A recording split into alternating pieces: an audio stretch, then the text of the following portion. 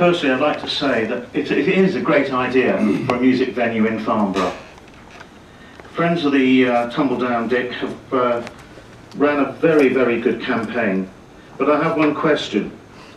Where were they 5 years ago when the pub was initially closed? And why is it only now that they're coming to light? Social media? The building state, from a walk round that I... Would you like me to answer that question? Excuse me, please allow the councillors to be heard. Thank you. The building itself is in a very, very poor state of repair following the walk round that I took the other day along the outside of it. The inside, I understand from the report, is equally as bad, and to leave this building as it is not an option. Something has got to be done with this building. We all agree. Looking at the plans that are on the table today, that, as far as I can see, with the greatest respect to the Tumbledown Dick group, there is only one credible plan on the table at this moment in time. No. As far as health issues are concerned, I'd like to just make one comment that comes up time after time after time. We're not a nanny state, and it is not for this council or the planning committee to prescribe what sort of restaurants can and cannot be in Farnborough. It's more the responsibility of the parents to educate their children as to what they can and cannot eat. As far as the traffic is concerned, I'm given to understand that the traffic flow will increase at peak times by a maximum of around 82 cars per hour. Now, if you break that down, I think you'll find that 82 cars an hour is not going to be a significant increase on what's already there. In my view, one organisation that's here tonight has no credibility, and it's not McDonald's. Beg your pardon. I'd also like to point out that a number of people from council, including David Clifford, Councillor David Clifford, and Sir Gerald Howarth, have been involved in care for this community and this little project in particular.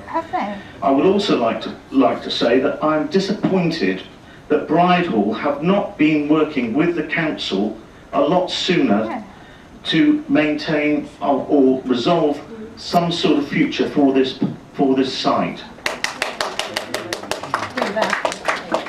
I'd also like to say a thank you to McDonalds for their interest and in bringing this building back into potential use. However, McDonalds, there is one thing I would like to stress. I am not a great fan of zero-hour contracts, and hope that you'll bear that in mind when you are employing local people. And putting other people out of employment. I have one further point I'd like to make, and that is that I feel, especially in this photograph, that there is a need for a central reservation fence to stop people running across the road from one side of the road to the other. Thank you, Mr. Chairman. Not a nanny state. Thank you very much. I have Councillor Clive Brunson, Councillor John Marsh, then Councillor Alan Cheney. Thank you, Chair. There are a couple of concerns about this secondary exit. I can't see it anywhere on the plans. No. Indicate it to me at all.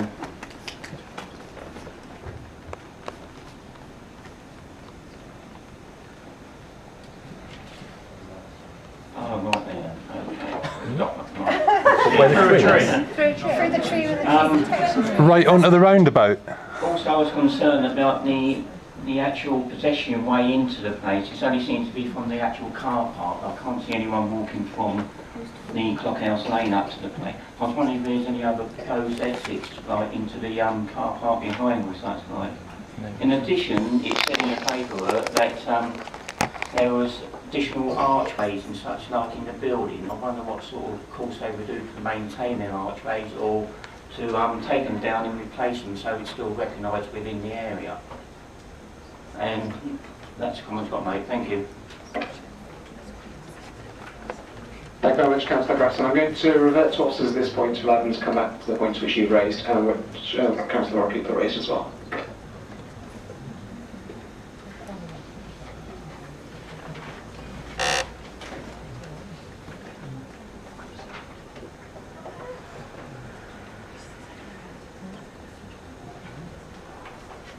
Thank you, Chairman. I welcome the opportunity to clarify a couple of points to members. Various discussions took place with Sainsbury's because we asked about a pedestrian link going through, but Sainsbury's refused. McDonalds were prepared to put the link through, but because we had a landowner who was not prepared to enable access through their car park, that idea didn't come to fruition. In terms of the access arrangements, just to clarify, left in, left out, and this access up here is only for the delivery lorry. The exit. We have the tree here, but the tree's already there. It's nothing that is new. No. Tree preservation. How come we haven't seen this in any documentation? How come we haven't seen this in any documentation? In terms of the arches are to be reinstated as part of the new extension, and we are satisfied with the works that are taking place to the building's local importance. Thank you, Chairman. Thank you very much. So I have Councillor John Marsh, Councillor Alan Cheney, then Councillor Brian Parker. Thank you. First of all, can I congratulate Councillor Rod Cooper, on going into bat first. Not an easy task on an application like this, where there are so many people who are objecting to this particular application. One of the things which I found in the many letters and emails against this application, and there have been a couple in favour of it, is the way in which it is, Tumbledown Dip is called the Historic Centre of Farnborough. Quite honestly, I think that's rubbish. The Historic Centre of Farnborough is half a mile to the south. This is the Fast Museum and the old wind tunnels. Half a mile to the north, 300 years older which than is Farnborough Abbey and the crypt She's 100 years of Napoleon III. And about half a mile to the east, which is St Peter's Church. All of which are The younger. fact that there may have been, and there probably was, an inn on this site for a couple of 200 or 300 years, doesn't mean to say that this building was there 300 years ago. Almost certainly it wasn't. The only piece of this building which is of any age is probably 1860s, 1870s. This is the front line. Excuse me, please allow the councillors to be heard. Thank you. Even if There's they are absolutely talking no shite. evidence that any of this building dates back to the 1650s. Excuse me, can I please ask members of the public gallery to allow councillors to be heard? Allow Thank you. councillors to be wrong. Excuse me, please, this is a council meeting which we're making open to the public, but I do want councillors to be heard throughout. Thank By you. law, isn't it? It is all hearsay. There may have been It's not. Excuse me, I have asked nicely, please do remain quiet whilst councillors are speaking. I'm happy with some level of noise, but I do need to hear those who are contributing. Thank you. I will accede that there has been an inn on this site for that length of time, but not this building. I had an email from somebody who referred to it, the McDonalds, as a hostelry. And I replied saying, I found that an interesting term to use. However, my dictionary refers to hostelry as an inn. If you look up the definition of an inn, it is a house for providing food for travellers. Which is what this has been, and McDonald's would like it to be. That's fine. Well done. Great point. The point is that this building has been vacant since 2008. Absolutely nothing has been done by really anybody since then, until McDonald's came along. And We I started this suspect campaign that before the McDonald's. real problem is that the objections are not so much against reuse of the building, but against McDonald's as such. No, incorrect again. Have you read anything? One question which I wanted to ask, which I think has been answered, is about the deliveries. It says that the deliveries will take place approximately 3 times a week, and you will use the supplementary exit to get the vehicles out. This must be a very similar manoeuvre to that used by the petrol tankers that service the garage, which is just, 100 yards along the road. So they presumably manage okay, so presumably the McDonald's vehicles will be able to manage as well. 100 yards further from the roundabout. As Councillor Cooper said, a lot has been said about the health and welfare of children in the area, but that is not a planning matter. Our planning matter is whether or not this is a suitable reuse of this site. Incorrect. I don't believe, I've yet to see any evidence that any alternative is available for this site. I mean, much has been said about friends having money to refurbish it. Are they really saying they've got £3 or £4 million available? I doubt it. Mr. Mayor, Mr. Chairman, I think, sorry, speaking in advance, I would like to see this building retained, certainly the facade, and brought back into some kind of use. We don't want another long period when this building is showing a very tatty side of Farnborough. And I think the McDonald's application is worthy of support in order to get this building back into an economic and viable use. Thank you. Thank you very much, Councillor Marsh. I've got Councillor Alan Cheney, Councillor Brian Parker and Councillor Frank Ross. Thank you, Chairman. I'd firstly like to compliment the officers of Rushmoor Borough Council for detailed and incisive report. I would also like to congratulate the friends of the Tumbledown Dick for a very comprehensive campaign. I have 2 general concerns and 1 personal. Both the 2 issues are very small in the overall scheme. Firstly, the amount of parking, 34 spaces when our policy requires 53. I see from my model that this said it would be sufficient, but it's at least directly onto the arterial road of Farnborough. I question the model that was used. As no path is available to the Sainsbury's car park to the rear of the Tumbledown Dick, only the multi-storey car park will be used with direct access. Secondly, regarding the amount of traffic at peak times, the traffic backs up to a bus stop past the petrol station. Adding a restaurant with such a high turnover of vehicles to an already busy area would cause more delays and traffic jams.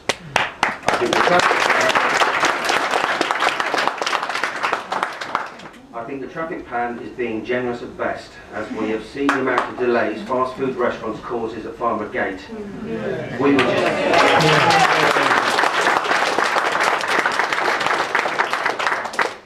We would just be moving one problem from one place to another nearer town. Right, personally, I was a pensioner at Tumbledown Dick some 29 years ago, when it was a lively, vibrant pub. But I revisited the Tumbledown to see a band just before it closed and was disappointed to see the pub was in such a poor state of repair. Having closed the Tumbledown Dick in 2008 with a view of a major refurbishment which never happened to the detriment of the community, this much loved, prominent and iconic building within Farnborough Town Centre has been left to disrepair by both Punch Taverners and Bridehall.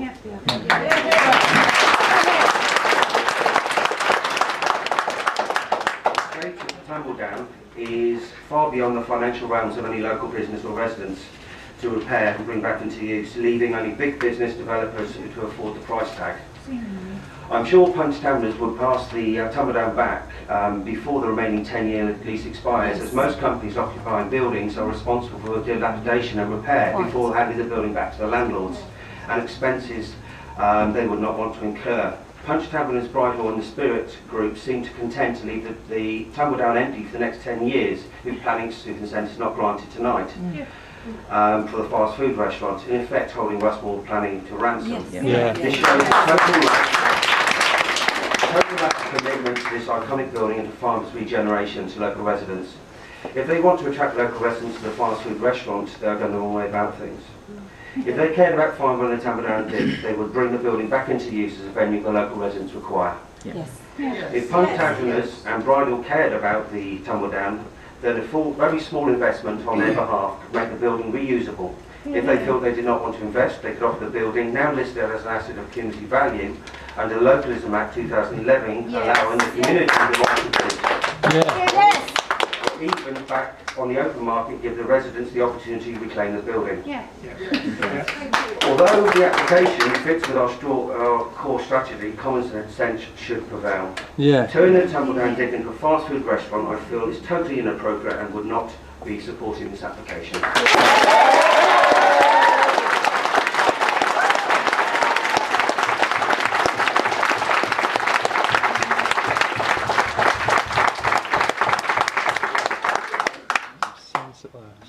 Thank you very much, Councillor Cheney. Once again, I'm going to revert to officers in view of the number of substantial points that you've raised on these issues.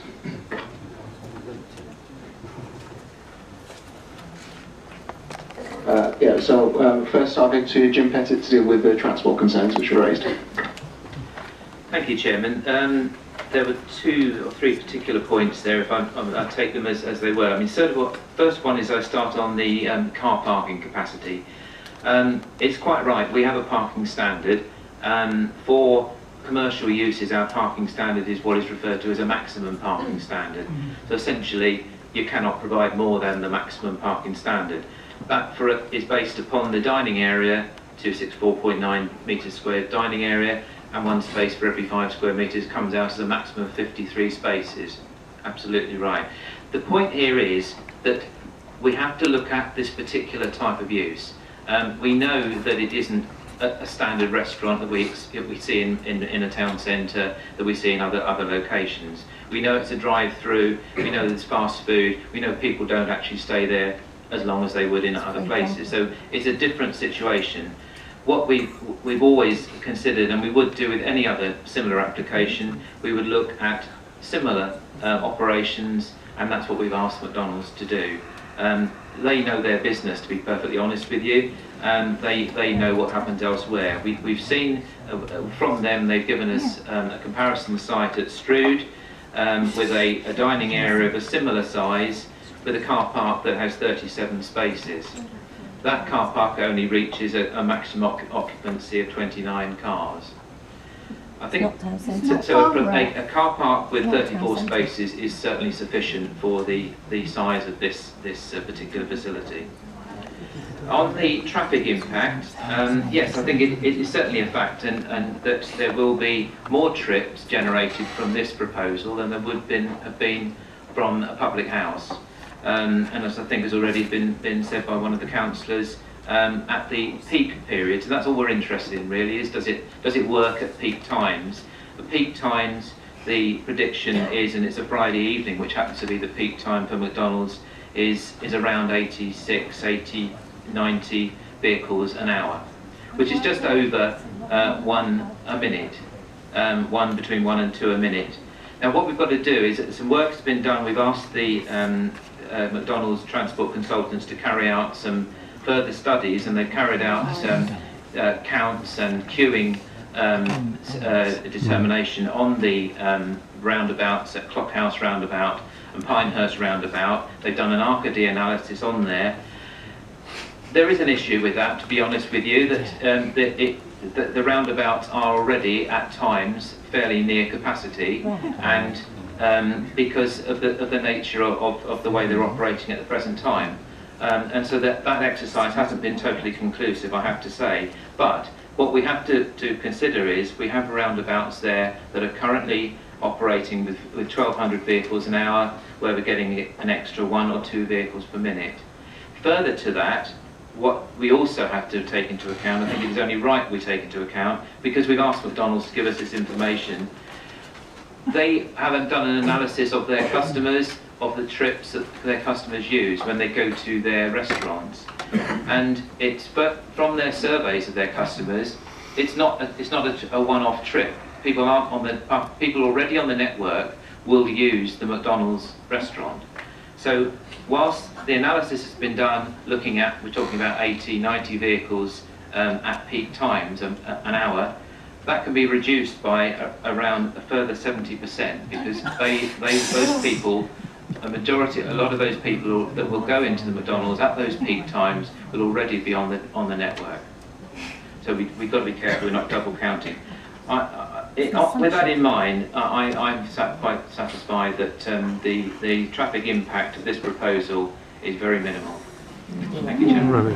McDonald's setting planning strategy. To clarify in relation to a specific point raised by Councillor Cheney then, are you stating that your advice is that this does meet our park standard? Thank you. Those who didn't hear that, the advice was yes. I have further indications from Councillor Brian Parker, Councillor Frank Russ, and then Councillor Dan Bedford. Thank you, Chairman. I've sat here very quietly listening to different people speak. I was interested to hear Beauchamp. Beecham. Sorry, I apologise if I haven't called you by your correct name, but we've never met. But what amazes me, looking around the audience we've got here watching us today, 5 years ago, what ages were they? 23. What age were you? I'm sorry, but it just amazes me because there's a certain young lady behind here that stood up and was shouting like mad, and I'm sure she can only be about 20 now. Well, she's old enough to vote. We've got to look at it. I'm sorry. Please, can Councillor Brian Parker be heard? Thank you. We've got to look at it from the aspect of what it is now and not what it was 5 years ago. Or what it could be. 5 years ago it was shut down, and it was shut down because of lack of use. No, incorrect. Rubbish. And the food was atrocious. That's going to get worse. Excuse me, please. I do want this to be able to remain a meeting open to the public, so can we please allow Councillor Brian Parker to be heard? I'm allowed to say exactly what I'm... You switched me off, sorry. I can only reiterate what my grandson says. You know, and he was a regular goer to the area we're talking about. Anyway, as far as the Empress Ward councillor is concerned, to say that the elderly people were in favour of this, that isn't the story I was getting from two of the main elderly people's residents in Victoria Road. Two people. They were dreading the Friday nights and the Saturday nights because it wasn't what was going on in the public house, it was what was going on in Victoria Road afterwards. And it wasn't the boys that were making the noise, it was the girls using rather inclement language. Excuse me, please, have that in the public gallery. Thank you. Thank you, Chairman. I can only pass on what our constituents tell us. This is what I've been told, and this is what I believe. So I'm in favour of McDonald's coming here, and I think it will do Farnborough great. Boo. Rubbish. Your constituents are here. Thank you very much, Councillor Parker. I have Councillor Frank Ross, Councillor Dan Bedford, then Councillor Roland Dukes. Thank you, Chairman. I'm just going to concentrate on one aspect, in its health. As you probably know, I've been involved with the NHS for about 30 years now as a volunteer, and 10 years as Chairman of the South East Region Community Health Councils, and links Chairman of Links Hampshire. And I've been, and as that petition, I was involved with the formulation of the Health and Improvement Plan for the County Health and Wellbeing Board. Obesity is a big subject and it's really important. And I don't think, if I look at what we've said about policy determining issues, about the health and well-being, consider little weight should be given. Well, I think great weight should be given actually.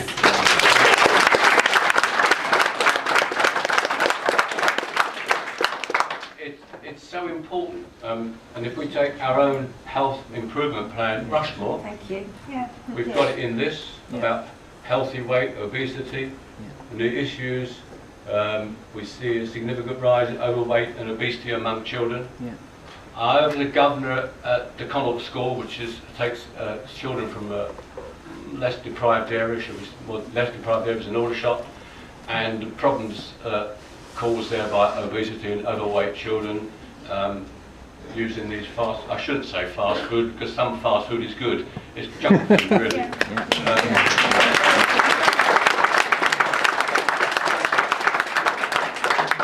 I'm not particularly against McDonalds per se, just all the American junk food we get over here, which I think we don't need.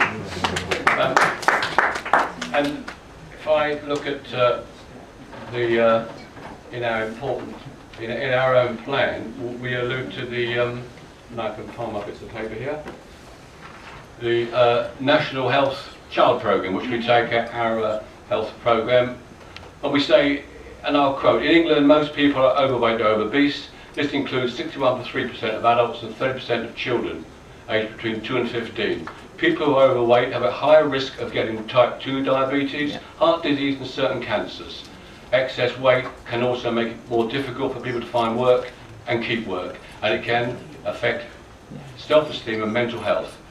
Health problems associated with being overweight or obese cost the NHS more than £5 billion every year. Now, time and time again in these times of constraints we're told, well, we've got to get out of our silos, we've got to look across the way, we've got to do things differently. I can't find it, but somewhere in one of our papers I read it, that we produce at Rushmoor, we've got to find ways of doing things differently. Yes. Now I know there's planning laws and all the rest of that, but I think somehow we as councillors have got to take responsibility for our future. It's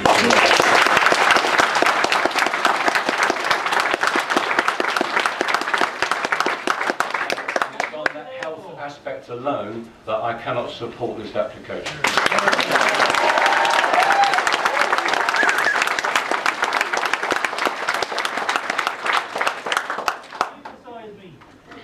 Thank you very much. Councillor Diane Bedford, followed by Councillor Roland Hibbs. Thank you, Chair. At the end of the day, this is an incredibly emotional decision we make, whether we're for or against it. It's really hard for all of you sitting out there behind me, in front of me, and for us as well, because it's actually, for me, it's incredibly hard because I was born in... Sorry very much. Sorry, Councillor Bedford. Councillor, could you pass your microphone over to Councillor Bedford? We seem to be struggling with the mic at the moment.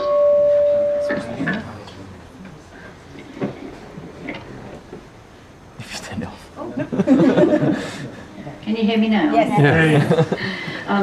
I mean, I was born in Cove, and I'm obviously no spring chicken, so I've been around a long time, and I remember the Tumbledown Dip when it was a fantastic venue, way before the music. And as a child, I wanted to go in there when I was an adult to drink and eat because it looked so fantastic, and I did do that. I only went in there once in latter years, but I know many people did go there, and they really enjoyed the music. My niece was one of them, loved it, but she said it was very run down, nobody seemed to care for it. When I first heard, when it first closed and the planning came in to change it, we didn't know who was going to have it, but to sell it and knock it down, I must admit I thought I was going to have an apoplectic fit, because I loved that building, because as a child the Tumbledown Dip and the Clock House were icons to me. They were just wonderful places to go past. And the fact that at the moment it will not be knocked down if this plan goes ahead. Well, mostly it will be. Well, some of it will be saved is something. It doesn't mean to say that it takes my emotional out of it, because it does disturb me. I'm not a McDonald's fan. Hundreds are. I'm not a McDonald's fan. And I think it's very difficult to make decisions on this. I do have some concerns. One is the traffic, and I know all the tests have been done, and it would appear that it would take the traffic, but for me, I'm not too sure about that. I'm not quite sure the question that Councillor Bratton said about central reservations was ordered, because it's something that I did wonder about, whether there would be some form of, if this goes ahead, that there would be reservations down the centre. So that's my question. Thank you.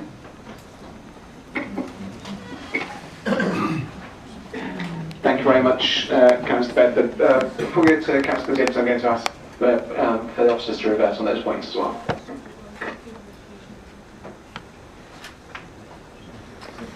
So we've got Jim Pettit on the transport issues, and actually it may be useful if we were to have officers coming back to us on the health concerns as well.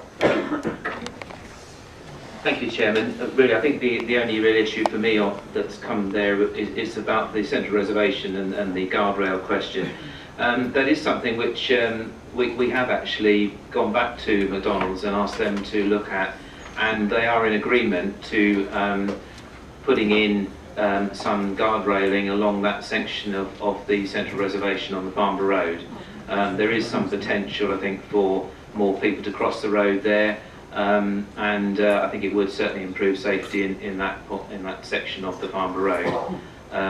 The actual detail of that we still have to work out completely with Hampshire County Council about the nature of the works themselves, but they also are in agreement that there could be a section of guard railing going there. It would be compatible with the treatment that there are on other sections of this part of the Farnborough Road. But no obligation.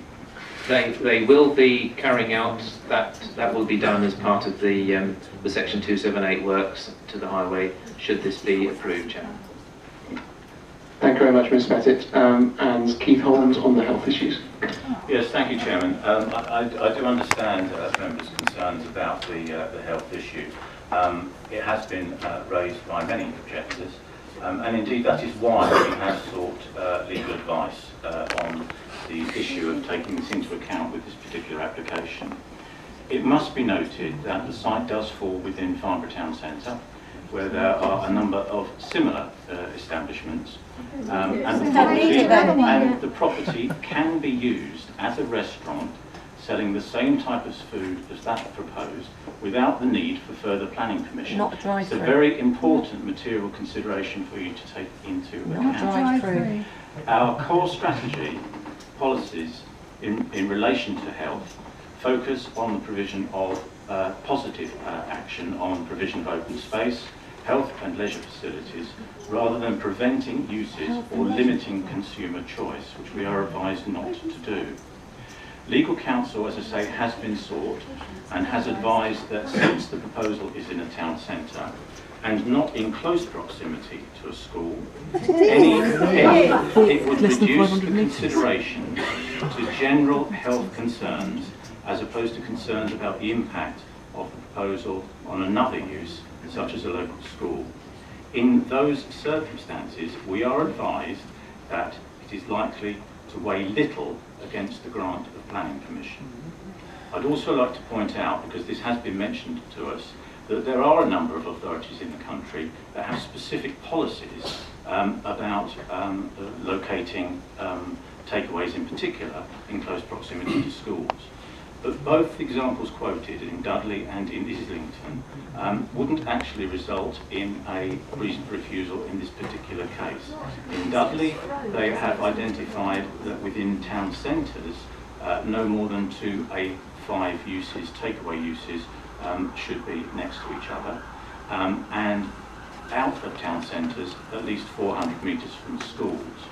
In Islington, they do resist food takeaways, but within 200 metres of schools, and that is further away than this particular site.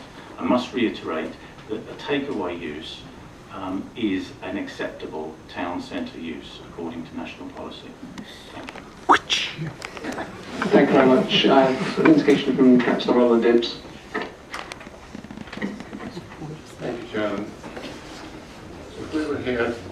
defending the public house which existed there in the early 1970s, I would definitely be defending it. At that time, it was a reasonable public house. It had a very good restaurant there, which was used by quite a number of organisations. You can be come back to England on holiday at that time. I used to use the restaurant very regularly. In the latter years, though, it was not a place I would have gone to. I advised my son against using it, because every time I went there past there in the evenings, there was usually a policeman outside there. Oh, rubbish! For whatever reason, I don't know, but I can only guess. It's just lies. Speculation, sir. Excuse me, please, can we allow Councillor Arnold to be heard? Thank you. We have to think about the viability and sustainability, whatever is proposed for the site. I've heard proposals that it could possibly use back to an entertainment centre. What we have to remember is we've got the Princess Hall and It's Aldershot. I can't walk there. Could I go ahead? Can I carry on? Sorry, please No. carry on, Councillor Lips. We have the Princess Hall in Aldershot, which has first-class entertainment all the year round, but has to be heavily subsidised by the council. We've got the West End Theatre, which has the same type of entertainment as being mooted. It should be returned to the Tumbledown Dick. That has to be heavily subsidised by the county council. Now, how anybody could think that they could make this place into a viable centre again without subsidy, I really don't understand it. We do. No proposals come to this council for any other use apart from the one at McDonalds. And all we can do is to the only application we can deal with is the one before us tonight, and that is the one for McDonald's. I'm not a fan of all the McDonald's people that myself, tried to buy it. and I listened with great interest with what Councillor Russ said. I have a great regard for Councillor Russ, and I value his opinion. I've worked with him on health issues in the past. But it's like everything else, it's things taken in moderation. I don't mind taking my grandchildren to McDonald's, say once every 2 or 3 weeks. I certainly wouldn't advise them to go there every day though. And it's like everything else in life, is that you have to decide your own lifestyle. And if you've got people guiding them, take it in moderation, and I'm sure that if it is used in moderation, then it won't have a great effect. Well, it does. The traffic issues, I think they've been well covered. Has been mentioned. I think there's been comments made on the delivery vehicles using it, but as has been pointed out, the tankers get in and out of the petrol station without too much of a problem, and the access from the egress from the Tumbledown Dick will be protected by the pedestrian crossing just to the south, so that every few minutes traffic stops from the pedestrian crossing up to the thing, which will give plenty of time for traffic for the heavy vehicles to leave there. So I've got no real problem with that.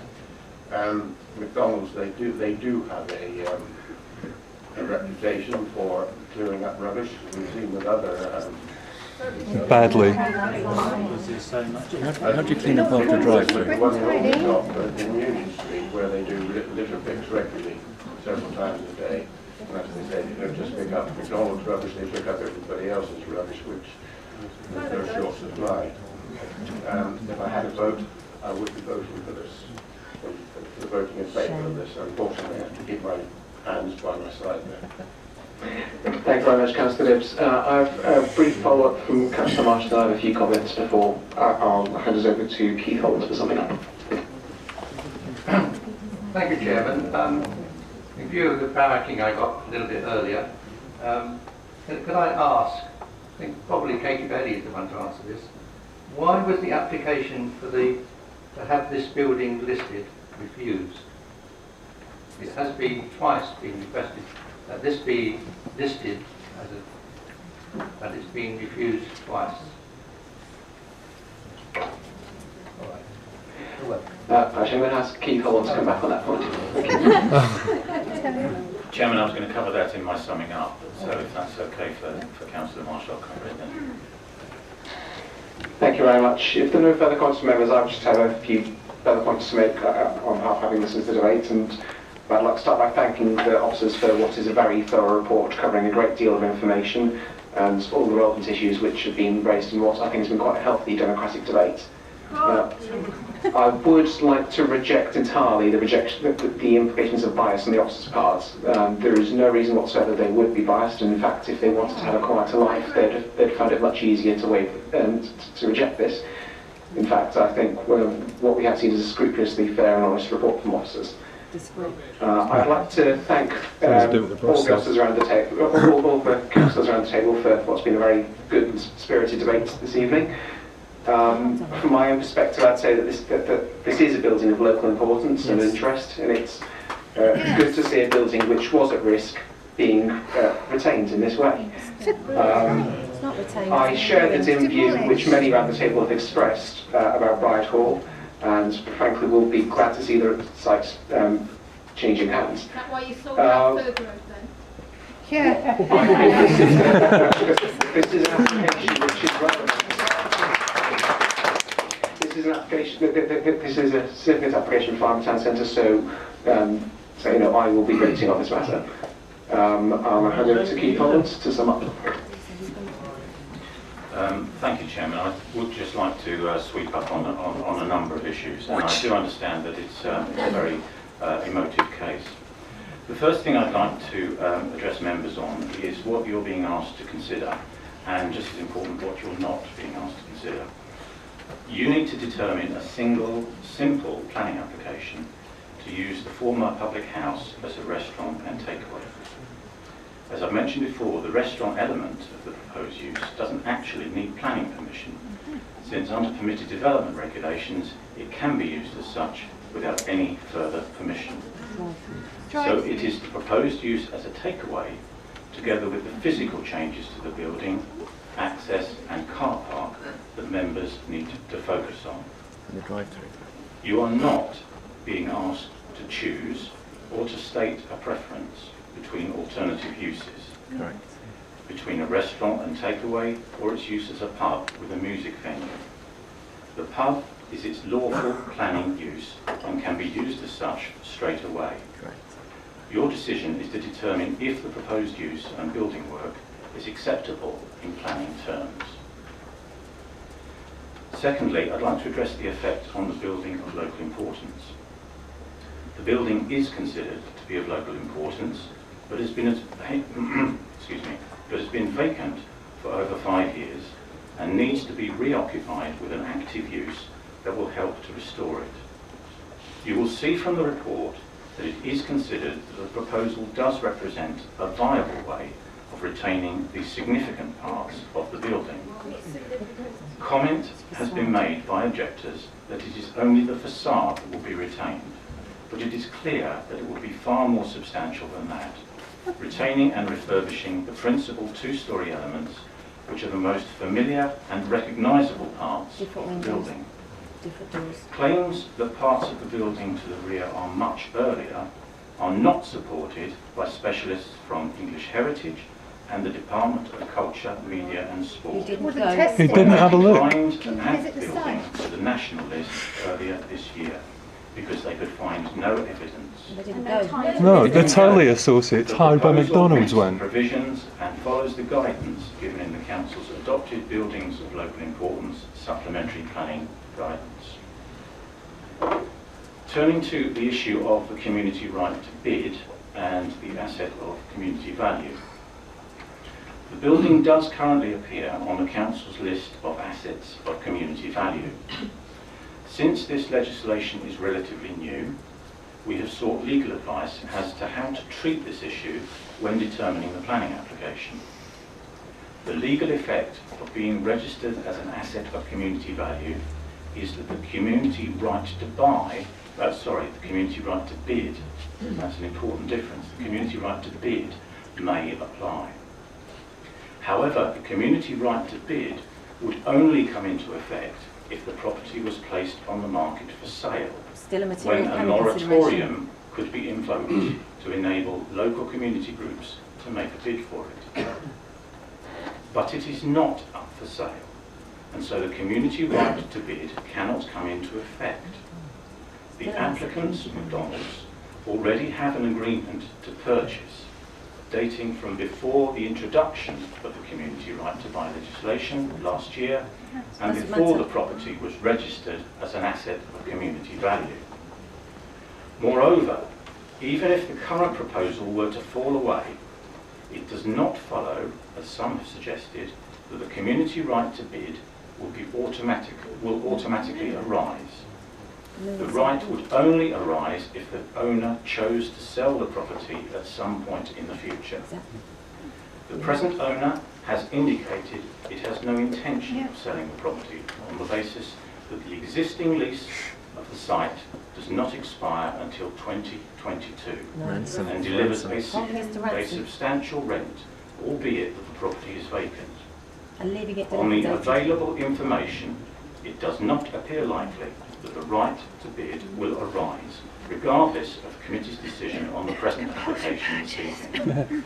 Therefore, in these particular circumstances, the legal advice that we have been given is that only limited weight can be given to this right in consideration of the planning application, and it cannot be the determining factor. What about the lawful right? Chairman, I would like to finally mention a word about objections that have been raised. 590. You will be aware that there have been a large number of objections. These are set out and addressed in the report to committee, and it is right and proper to take account of them. But members will know it's not the numbers for and against a proposal that is most significant. After all, it is not a public referendum on whether a proposal should be allowed or not. It is the issues raised in support or objection that are the factors that we must pay most attention to. Planning is a quasi-judicial process. It requires you to look at the evidence, to assess its relevance and importance, and reach a balanced decision using material planning considerations. Your officer's views, after careful consideration of all the issues, is that the proposal does conform with national and local policy. It would return a valued local building to an active use and will contribute to the regeneration of Farnborough Town Centre. Thank you, Chair. Not a Thank you very much. Bearing in mind the points just raised in the summing up there by Keith Hollands, well, now we this matter to a vote. The recommendation is to grant, subject to unilateral undertaking. As previously indicated, I will be voting on this matter. Can I please see all those in favour?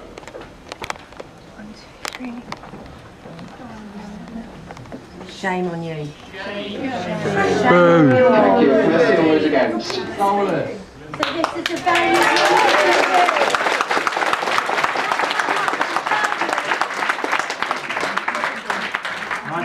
Thank you very much. That is passed. Electoral suicide.